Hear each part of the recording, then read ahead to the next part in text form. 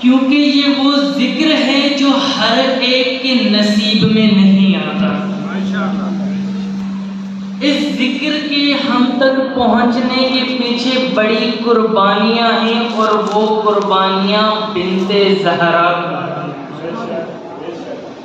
اگر ہمیں معلوم ہو جائے کہ کس طریقے سے یہ ذکر ہم تک پہنچا ہے، کس واسطے سے یہ امانت ہم تک پہنچی ہے، تو ہم اس امانت کے اس قدر شکر گزار ہوں گے کہ رب کی بارگاہ سے اپنا سر سجدے سے ہی نہیں اٹھائیں گے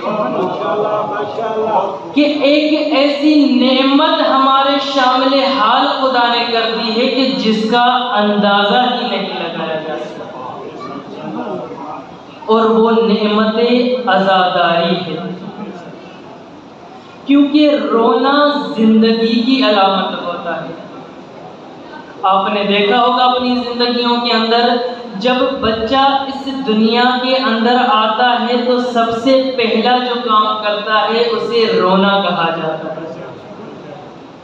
اور اگر بچہ روتا نہیں ہے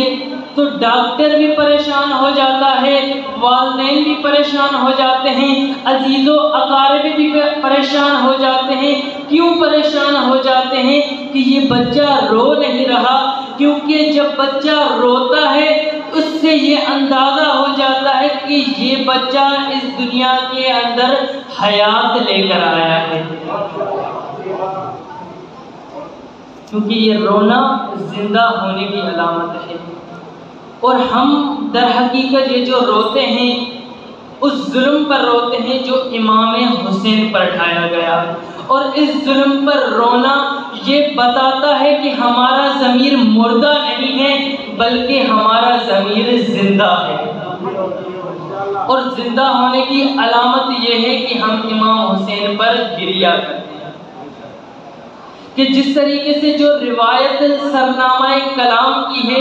اس میں رسول خدا فرماتے ہیں کہ ان لقتل الحسین حرارتن، کہ بے شک قتل حسین کے اندر، بے شک خون حسین کے اندر، بے شک ذکر حسین کے اندر ایک ایسی حرارت موجود ہے، ایک ایسی تڑپ موجود ہے، ایک ایسی چنگاری موجود ہے، ایک ایسا انگیزہ موجود ہے کہ جو قیامت تک لوگوں کے دلوں کو گرماتا رہے گا۔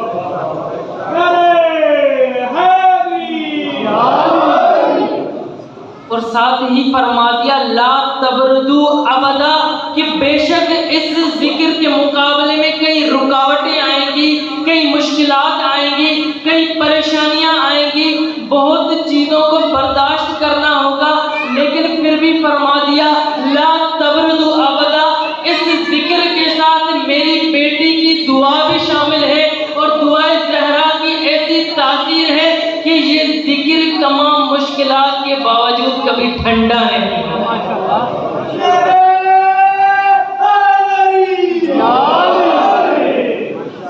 لیکن اس ذکر کے کچھ آداب ہوتے ہیں، اور ان آداب کی ہم نے رعایت کرنی ہے، اور وہ یہ ہے کہ یہ ماہ حرمت ہے محرم،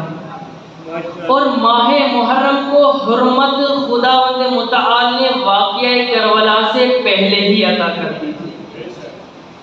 کیونکہ یہ وہ ماہ ہے جس کی حرمت ہے۔ جس طریقے سے رمضان قرآن کی حرمت کا مہینہ ہے، قرآن کے احترام کا مہینہ ہے، اور وہاں پر ہم اہتمام کرتے ہیں، مسجدوں میں قرآن پڑھتے ہیں، گھروں میں قرآن پڑھتے ہیں، قرآن کی محفلیں سجاتے ہیں، ہر آن قرآن پڑھتے ہیں، ہر دن قرآن پڑھتے ہیں، راتوں کو قرآن پڑھتے ہیں۔ جس طریقے سے رمضان قرآن کا مہینہ ہے اسی طریقے سے محرم اہل بیت کا مہینہ ہے۔ بس ہمیں چاہیے کہ ہمارا دن بھی ذکر اہل بیت میں گزرے، ہماری رات بھی ذکر اہل بیت میں گزرے، ہماری شام بھی ذکر اہل بیت میں گزرے، ہمارا گھر بھی ذکر اہل بیت سے منور ہو، ہماری امام بارگاہ بھی ذکر اہل بیت سے منور ہو، اور ایسا ماحول بنائے کہ پورا پاکستان ذکر اہل بیت سے منور ہو۔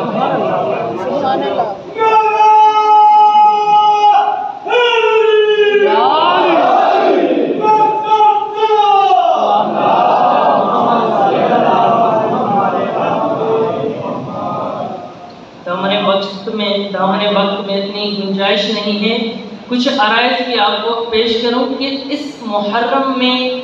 جو بنیادی چیز ہے وہ یہ منبر رسول ہے، کہ اس منبر رسول سے ہم نے بہت کچھ سیکھنا ہے اور اپنی زندگیوں کے اندر اپنانا ہے۔ ایک بہت ہی معروف مغربی اسکالر جب مملکت اسلامی کے اندر آئے تو کیونکہ ان کا شعبہ میڈیا کا شعبہ تھا اور وہ اس شعبے کے بہت ہی ماہر تھے، تو جب وہ اسلامی مملکت میں آئے تو وہاں پر علماء کی بھی محفل تھی اور وہاں پر بھی ان کا لیکچر تھا، تو وہاں پر طلباء نے ان سے سوال کیا کہ آپ میڈیا کے ماہر ہیں، آپ اس چیز کے ماہر ہیں کہ کس طریقے سے انسان اپنا پیغام دنیا تک پہنچا سکتا ہے، تو آپ ہمیں بتائیں کہ آخر کیا ذریعہ اپنایا جائے کہ ہم طالب علم اسلام کا پیغام دنیا تک پہنچا سکیں۔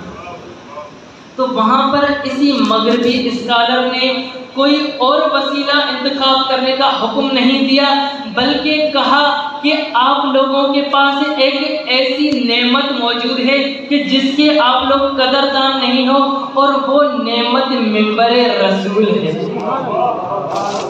اور اس منبر کی اتنی تاثیر ہے کہ اس منبر کے ذریعے سے وہ پیغام دنیا تک انسان پہنچا سکتا ہے جو شاید میڈیا بھی نہیں پہنچا سکتا۔ اور یہ منبر کی تاثیر ہے کہ منبر سے ہم نے پیغام حسینی سب تک پہنچانا ہے، لیکن اس ماہ حرمت میں خود پڑھنے والا بھی اس ماہ کا احترام کا قائل ہو، سننے والے بھی اس ماہ کا احترام کریں، اور ساتھ ہم تشیع ہیں تو ہمارا فریضہ زیادہ بڑھ جاتا ہے، کیونکہ اگر گھر والے ہی کسی چیز کا احترام نہ کریں تو باہر والوں سے توقع نہیں ہوتی، اور دن بدن دیکھیں کہ اس ماہ کا احترام کم کیا جا رہا ہے، خصوصاً ہماری میڈیا، ہمارے چینلز، اور یہ جو ثقافتی یلغار ہے ہمارے اوپر کہ اس کا احترام کم کیا جا رہا ہے۔ ایک وقت ہوتا تھا کہ اس ماہ کا احترام کیا جاتا تھا، اس ماہ کے اندر کوئی بھی ایڈورٹائزمنٹ چینلوں پر نہیں دی جاتی تھی، اور خبروں کے اندر جو ساؤنڈ ہوتا تھا بیک گراؤنڈ کا اسے بھی بند کیا جاتا تھا اور پھر خبریں پڑھی جاتی تھی، لیکن افسوس کہ دن بدن اس احترام کو کم کیا جا رہا ہے، اور ان 10 دنوں کے اندر بھی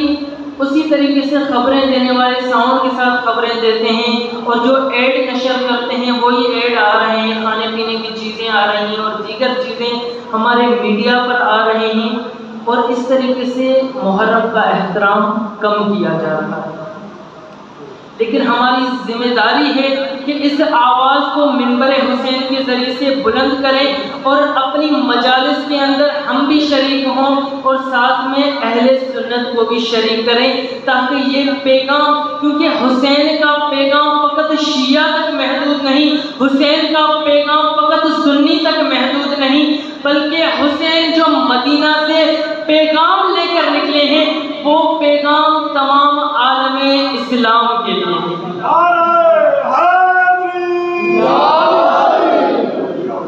کہ یہ جو آج کا زمانہ ہے اس کے لیے شاعر کیا خوب فرماتا ہے، توجہ کیجیے گا، توجہ کا طلبگار ہوں۔ شاعر فرماتا ہے، ایک قوم پھر وہی ہے تباہی کا زمانہ، ایک قوم پھر وہی ہے تباہی کا زمانہ، اسلام پھر سے ہے تیر و حوادث کا نشانہ، کیوں چپ ہے پھر چھیڑ اسی دھن میں ترانہ، تاریخ میں رہ جائے گا مردوں کا فسانہ،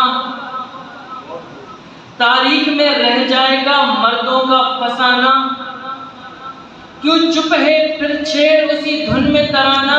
ورنہ شاعر کہہ رہا ہے کہ مردوں کے صرف افسانے رہ جائیں گے اگر صحیح سے کردار پیش نہ کیا جائے۔ اور ساتھ میں آخر میں فرماتے ہیں کہ لازم ہے کہ ہر فرد حسین ابن علی ہو، کہ آج کے زمانے کے اندر یہ چیز لازم ہے کہ ہم نے جو کردار انجام دینا ہے وہ کردار حسین ابن علی کا کردار ہے۔ اور وہ کردار ہماری قوم اسی وقت اپنائے گی جب حسین بن علی کا تذکرہ ہمارے بچے، ہمارے جوان، ہماری نسلیں منبر حسین سے سنیں گی، اس وقت ہی یہ کردار اپنی زندگیوں میں اپنایا جائے گا۔ صلوات پڑھیں محمد وآلہ۔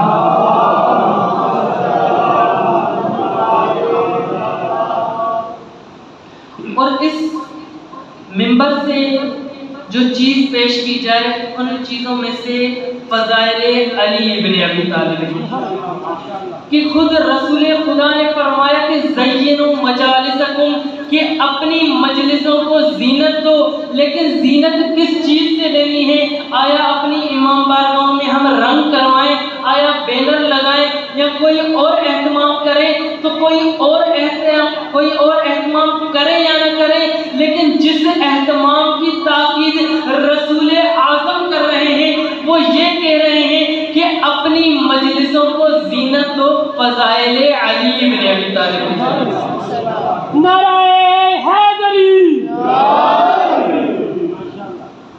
اور علی کے فضائل اتنے ہیں کہ اگر تمام سمندر سیاہی بن جائیں اور دنیا کے تمام جنگلات ان کی لکڑیاں لے کر اگر قلم بنا دیے جائیں اور یہ سمندر سیاہی بن جائے اور تمام فرشتوں کو، جنوں انس کو اس حکم کے ساتھ لگا دیا جائے کہ آپ سب نے فضائل علی ابن ابی طالب لکھنے ہیں، اور اس تمام وسائل کے ساتھ، اس تمام اہتمام کے ساتھ اگر حکم دیا جائے کہ سب جنوں انس مل کے فضائل علی ابن ابی طالب لکھو، تو یہ سیاہی کم پڑ جائے گی، جن جنگلات سے بنے ہوئے قلم کم پڑ جائیں گے، انسان اور جن اور فرشتے تھک جائیں گے، لیکن فضائل علی بن ابی طالب کم نہیں ہوگی۔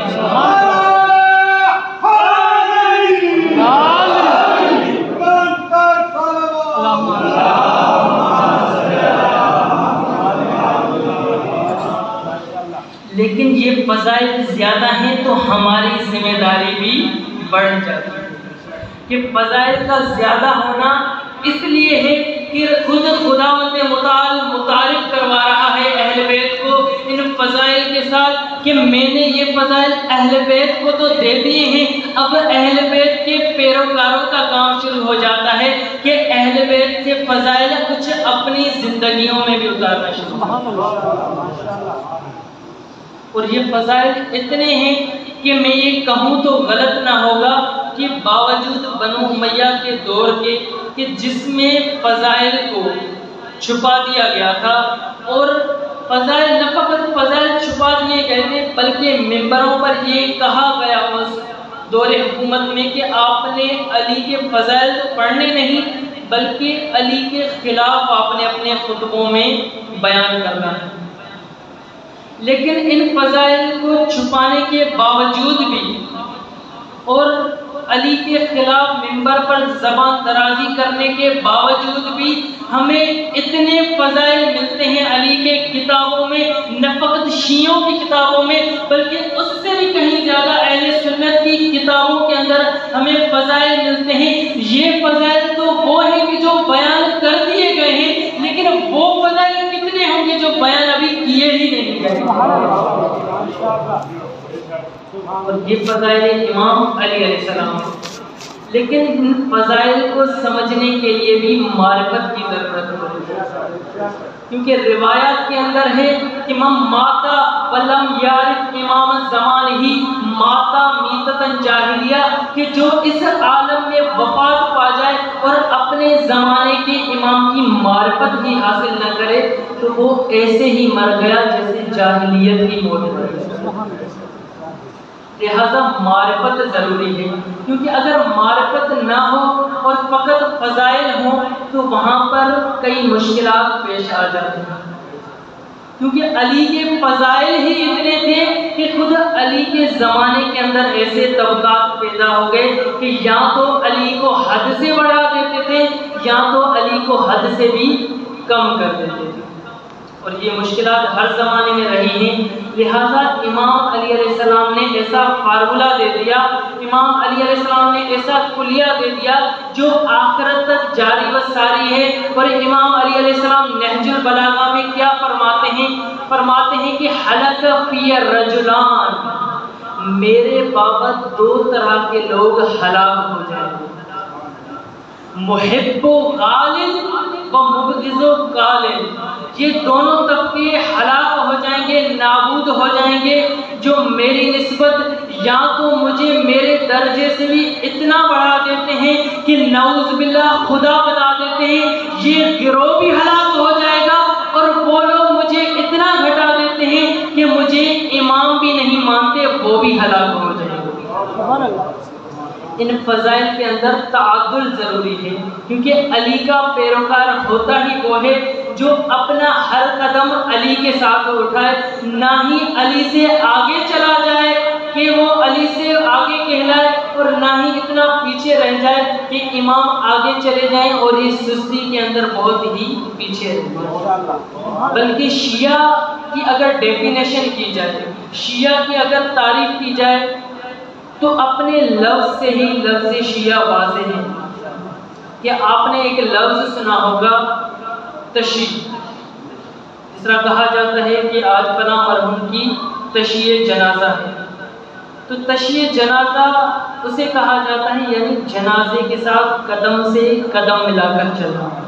جب ہم جنازے کے پیچھے قدم سے قدم ملا کر چلتے ہیں تو اسے تشیع جنازہ کہا جاتا ہے. اور تشیع سے ہی تشیع کا لفظ بنا ہے اور شیعہ کا لفظ بنا ہے. یعنی شیعہ اسے نہیں کہتے جو واہ واہ کرے، نعرے لگائے، بلکہ شیعہ کہا ہی اسے جاتا ہے کہ جہاں پر امام قدم اٹھائے، امام کے قدم سے قدم ملانے والے کو شیعہ کہا جاتا ہے. اور شیعہ ہونا ایک بہت ہی عظمت کا کام ہے کہ ایک شخص امام علی علیہ السلام کے پاس آیا اور امام علی علیہ السلام کو آ کر کہتا ہے کہ یا علی انا من شیعتکم، کہ اے امام میں آپ کا شیعہ ہوں. تو وہاں پر امام نے کیا کہا اسے؟ امام نے اسے کہا اتق اللہ، اے اللہ کے بندے اللہ سے ڈر، تجھے معلوم نہیں تو نے کتنا بڑا دعویٰ کر دیا. توجہ ہے، تجھے معلوم نہیں تو نے کتنا بڑا دعویٰ کر دیا ہے. تجھے چاہیے کہ تو یہ کہ انا من محبکم، اے علی میں آپ کے محبوں میں سے ہوں. کیونکہ محب اور شیعہ میں فرق ہوتا ہے. محب اسے کہتے ہیں کہ جو آئمہ کی خوشی میں خوش ہوتا ہے اور غمی میں مغموم ہوتا ہے، اسے محب کہا جاتا ہے. اور یہ محب ہونا بھی بڑے اعزاز کی بات ہے کہ محب وہ ہے کہ جو آئمہ کی خوشی میں خوشی مناتا ہے، وہاں پر کنجوسی نہیں کرتا. آئمہ خوش ہیں تو علی کا محب بھی خوش ہے، اگر آئمہ غم میں ہے تو یہ محب بھی غم مناتا ہے، اسے محب کہا جاتا ہے. لیکن شیعہ کا درجہ اس سے بھی بلند ہے. شیعہ اسے کہا جاتا ہے کہ جہاں امام حسین علیہ السلام یا جہاں امام علی علیہ السلام اپنے بندے کو طلب کرے، وہاں پر وہ بندہ فوراً پہنچ جائے اسی میدان کے اندر جہاں علی پکار رہے ہیں. اس میدان میں اگر آ کر اپنی حاضری کا ثبوت دیتا ہے تو سمجھ جانا یہ علی کا شیعہ ہے. لیکن اگر علی بلاتے رہے اور میدان میں پیروکار حاضر نہ ہو تو سمجھو یہ علی کا شیعہ نہیں ہے، کسی اور کا شیعہ ہے. سبحان اللہ.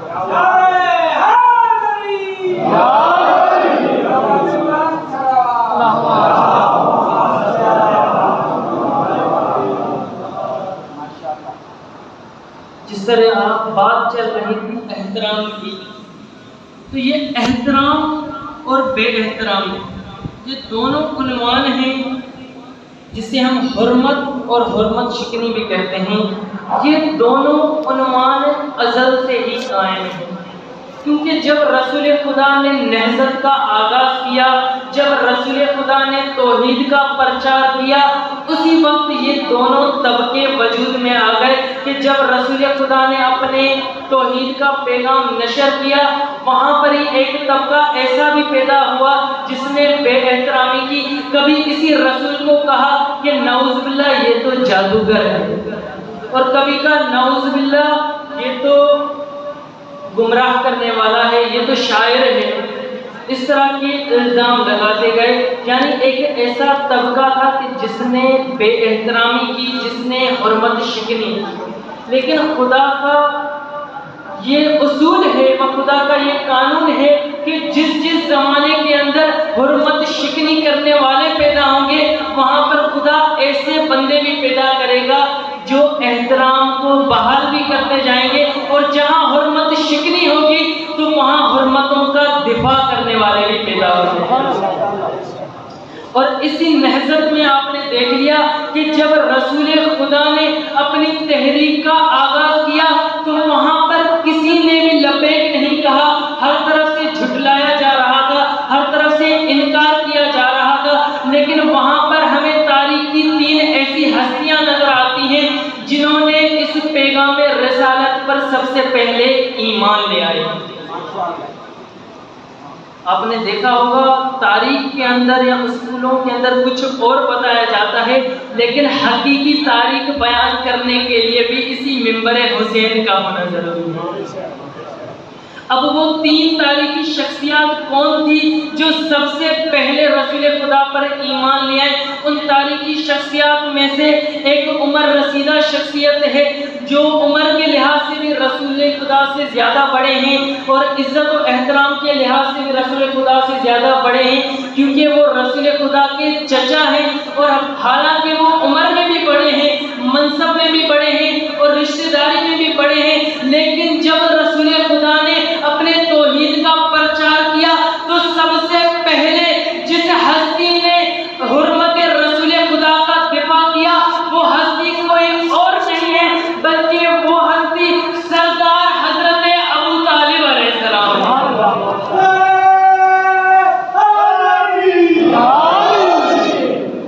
اور دوسری ہستی کون ہے؟ اور دوسری ہستی وہ ہے کہ جو عورتوں کے اندر سب سے پہلے ایمان لانے والی۔ ویسے تو عورتیں عموماً مردوں کے تابع ہوا کرتی ہیں کہ جہاں مرد کا رجحان ہوتا ہے وہاں ہی عورت کا بھی رجحان ہوتا ہے۔ آپ اپنے ہی معاشرے میں دیکھ لیں کہ اگر مرد دیندار ہے تو عورت کا بھی دین کی طرف رجحان ہے، لیکن اگر مرد دیندار نہیں ہے تو وہاں پر عورت بھی دیندار نہیں ہوتی۔ اگر مرد کھلا ڈلا ہے، روشن فکر ہے، مغرب پسند ہے، تو وہاں پر عورت بھی بے حجاب نظر آتی ہے، یعنی عورت مرد کے تابع ہوتی ہے۔ لیکن اس ایمان میں ہم یہ نہیں کہیں گے کیونکہ یہ ہستی رسول خدا کی زوجہ ہے اس لیے ایمان لے آئی، بلکہ یہ ہستی وہ ہیں کہ جنہوں نے اپنی بصیرت رسول خدا پر ایمان لانے سے پہلے ہی ثابت کی، کیونکہ یہ وہ ہستی ہیں کہ جنہوں نے رسول خدا کو پہلے ہی پہچان لیا تھا، اس لیے رشتے کے لیے اپنی طرف سے پیغام خود ہی روانہ کیا۔ ماشاءاللہ۔ اور حضرت خدیجہ کوئی معمولی خاتون نہیں تھی، بلکہ اس زمانے کے اندر جہاں جاہلیت کا زمانہ ہے، جہاں پر بات بات پہ لوگ آپس میں لڑ رہے ہیں، اس زمانے کے اندر اپنے کاروباری سیٹ اپ کو خود چلانا، ایک عورت ہونے کے باوجود ایک باوقار طریقے سے تجارت کرنا، یہ بصیرت ہے جناب خدیجہ الکبریٰ سلام اللہ علیہا۔ اس لیے میں یہ جملہ کہوں تو غلط نہیں ہوگا کہ رسول خدا کی ہمسر تو بہت ہیں، رسول خدا کی ہمسر تو بہت ہیں، رسول خدا کے ساتھ زندگی گزارنے والی تو بہت ہیں، رسول خدا کو ہمسر بہت ملی، لیکن وہ جو ہم سفر ہو وہ رسول خدا کو ایک ہی ملی، اور وہ جناب حضرت خدیجہ الکبریٰ سلام اللہ علیہا۔ ماشاءاللہ۔ نعرہ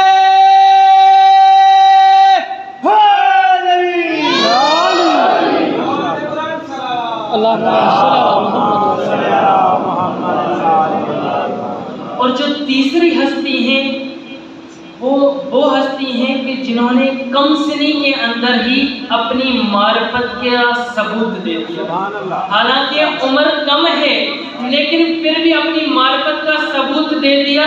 اور جب رسول خدا نے اپنی نبوت کا دعویٰ کیا باوجود ہر طرف حرمت شکنی ہو رہی ہے، ایسے عالم کے اندر جو حرمتوں کا دفاع کر رہا ہے اس ہستی کا نام جناب امیر المومنین علی بن ابی طالب ہے.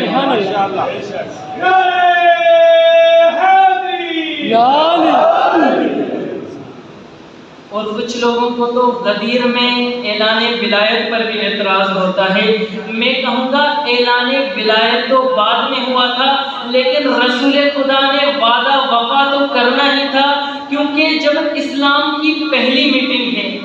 اور آپ کو معلوم ہونا چاہیے کہ اسلام کی پہلی میٹنگ اور پہلا اجلاس ہو کہاں رہا ہے.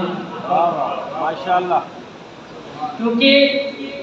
ہم جانتے ہیں کہ خود حسین کا دادا بھی فتنوں کی زد میں ہے، دادا حسین فتنوں کی زد میں ہے. تو میں انہیں بتانا چاہوں گا کہ تم کس طریقے سے اس ہستی کو کافر کہہ رہے ہو کہ جس ہستی کے گھر میں اسلام کی پہلی میٹنگ ہو رہی ہے. ماشاءاللہ.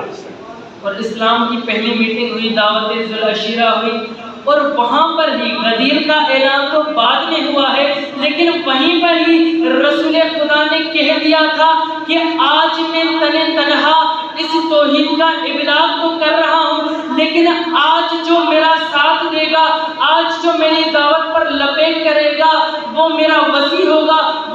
وہ میرا خلیفہ ہوگا اور وہی میرا جانشین ہوگا. ماشاءاللہ. اور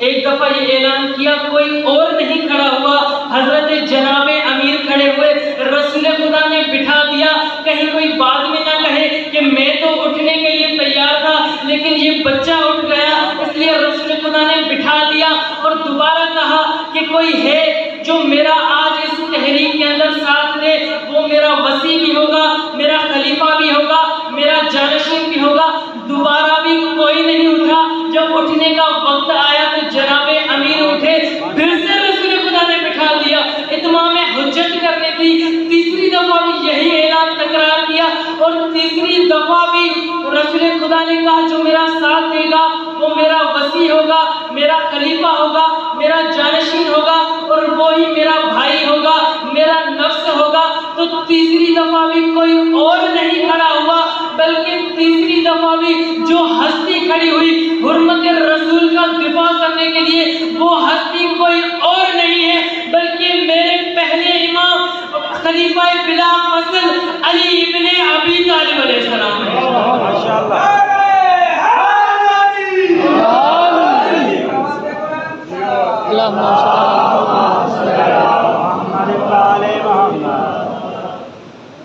اور ہر آن جہاں جہاں حرمت شکنی کرنے والے پیدا ہوئے ہیں تو خدا کا اصول ہے وہاں پر حرمتوں کو بچانے والے بھی پیدا ہو جاتے ہیں.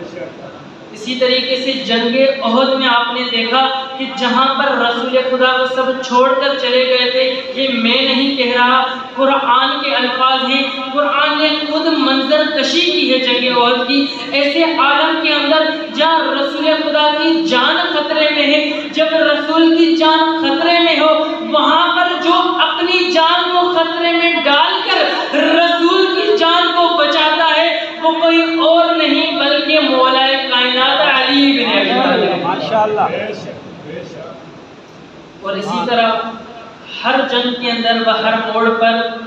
حرمت کو چیلنج کرنے والے بھی پیدا ہوئے. ایک اور جنگ کا میں ماجرا عرض کر دیتا ہوں. ہمارے جوانوں کو، ہماری نسلوں کو معلوم ہو کہ ہمارا تعلق جن ہستیوں سے ہیں وہ کتنی شجاع اور بہادر ہوا کرتے ہیں. اسد بھائی ذکر کر رہے تھے، یہ بہادری ہماری نسل تک منتقل ہونی چاہیے، ورنہ آج ہماری نسل کو کبھی حاتم کی بہادری دکھائی جاتی ہے تو کبھی ارطغرل کی بہادری دکھائی جاتی ہے اور وہ اسی کردار کو اپنانے میں لگ جاتے ہیں. لیکن انہیں معلوم ہو کہ ہمارے ائمہ کتنے بہادر تھے، عباس علمدار کتنے بہادر تھے، شہزادہ علی اکبر کتنے بہادر تھے، اور شہزادہ قاسم کتنے بہادر تھے۔ ماشاءاللہ یہ ہمارے جوانوں کو معلوم ہونا چاہیے تاکہ یہ کردار اپنی زندگیوں کے اندر اپنانا شروع کر دیں۔ اسی طرح ایک اور جنگ کا موقع تھا، اور وہ جنگ احزاب تھی جس میں خندق کھودی تھی مسلمانوں نے، اور وہ خندق بھی جناب سلمان فارسی کے مشورے سے کھودی گئی ماشاءاللہ، کیونکہ عرب میں خندق کھودنے کا رواج نہیں تھا، یہ فارس میں اور ایران میں رواج تھا۔ تو انہوں نے اپنی اس بصیرت سے رسول خدا کو مشورہ دیا کہ کیونکہ ہماری تعداد کم ہے، ہمارے مقابلے میں احزاب آئی ہیں، کئی لشکر آئے ہیں، تو خندق کھود دیتے۔ اور واقعی یہی خندق ثابت بھی ہوئی، یہ مشورہ بہترین کہ کوئی خندق کی اس طرف آ ہی نہیں سکا، لیکن ایک حرمت شکن پھر بھی آ گیا جسے عمر ابن عبدود کہتے ہیں، اور وہ فقط اس نے خندق پھلانگی نہیں بلکہ خندق پھلانگ کر مسلمانوں کو للکارنے بھی لگا اور ان کی حرمت شکنی کرنا بھی شروع کر دی، اور انہیں کن الفاظ سے پکار رہا تھا کہ اے مسلمانوں، تم تو کہتے ہو کہ جو جنگ میں شہید ہو جائے اسے جنت مل جاتی ہے، آ جاؤ میں تمہیں جنت دیتا ہوں، اور للکار رہا تھا وہاں پر کہ آ جاؤ مجھ سے مقابلہ کرو، میں تمہیں جنت کا ٹکٹ دیتا ہوں، دوسرے الفاظ میں، اور اس طریقے سے للکار رہا تھا وہ مسلمانوں کو۔ اور جب یہ حرمت شکنی ہو رہی تھی اسلام کی، رسول خدا کی، تو وہاں پر رسول خدا نے کہا جنگ کے موقع پر تمام لوگوں کے سامنے جو جنگ کے لیے آئے ہوئے تھے، بڑے بڑے جنگجو تھے، پہلوان تھے، جنگیں لڑنے والے تھے، وہاں پر رسول خدا نے کہا کوئی ہے جو اس کتے کا منہ بند کرے؟ تو وہاں پر روایات کے اندر ہے ایسے مسلمانوں کے سر جھکے ہوئے تھے جس طرح ان کے سروں پر کبوتر بیٹھے ہوئے تھے، اور جس طرح انسان کو ڈر ہوتا ہے نا، میرے سر پہ پرندہ ہے، اگر میں سر اٹھا لوں گا تو پرندے اڑ جائیں گے یا طوطے اڑ جائیں گے، تو ایسے عالم کے اندر جہاں مسلمانوں کے طوطے اڑے ہوئے تھے وہاں پر رسول خدا نے کہا کوئی ہے جو حرمت دین بچائے، کیونکہ سامنے سے جو ایسا زبان درازی کر رہا تھا، تو رسول خدا نے کہا کوئی ہے جو اس کتے کا منہ بند کرے، کوئی نہیں اٹھا۔ وہاں پر بھی جناب امیر اٹھے، رسول خدا نے بٹھا دیا، پھر سے کہا کوئی ہے جو اس کتے کا منہ بند کرے، وہاں پر بھی کوئی نہیں اٹھا، جناب امیر اٹھے، رسول خدا نے بٹھا دیا، اور تیسری دفعہ کہا کہ کوئی ہے جو اس کتے کا منہ بند کرے، تو وہاں پر امام علی علیہ السلام اٹھے اور اس کے مقابلے کے لیے اٹھے، اور یہاں پر امام علی علیہ السلام کی شان میں رسول خدا فرما رہے ہیں کہ آج کل کا کل ایمان کل کے کل کفر کے مقابلے میں چل رہا ہے۔ ماشاءاللہ